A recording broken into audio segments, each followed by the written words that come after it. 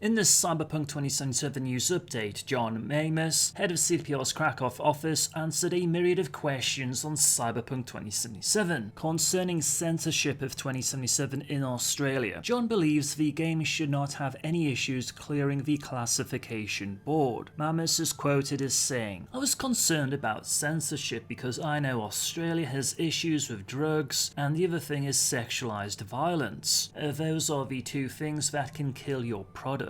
But I've been looking into it over the last couple of days. It seems like CDPR are safe. You don't get rewarded for using drugs as far as I know in the game. The player doesn't do any kind of sexualized violence at all, where it's really tasteless. We wouldn't do anything like that." Some might try and interpret this as Cyberpunk 2077 already cutting out controversial elements, for instance nudity in the character creation screen, but there is currently no evidence to support that line of thought at this moment in time. Comparisons have also been made with South Park: The Stick of Truth, though this is largely a non-issue. South Park ran into censorship trouble because of an interactive alien and probe scene involving a minor. I sincerely doubt that would happen in Night City. One must remember that fictional characters like Eric Cartman are still 10 years old. John would comment on multiplayer, stating that he would like to keep on making Cyberpunk and Witcher type games, particularly as CDPR's capacity to work on multiple AAA titles simultaneously is slowly reaching the point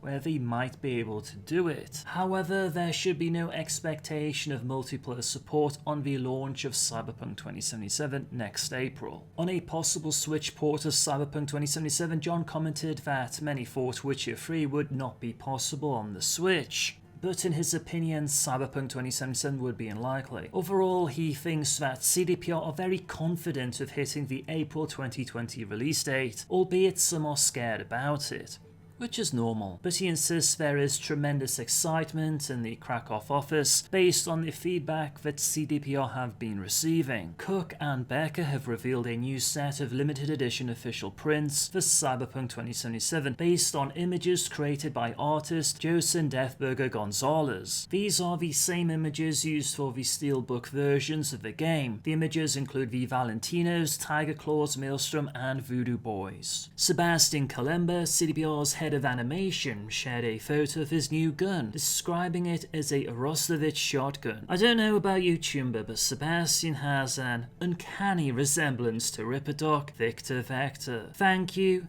for chipping in.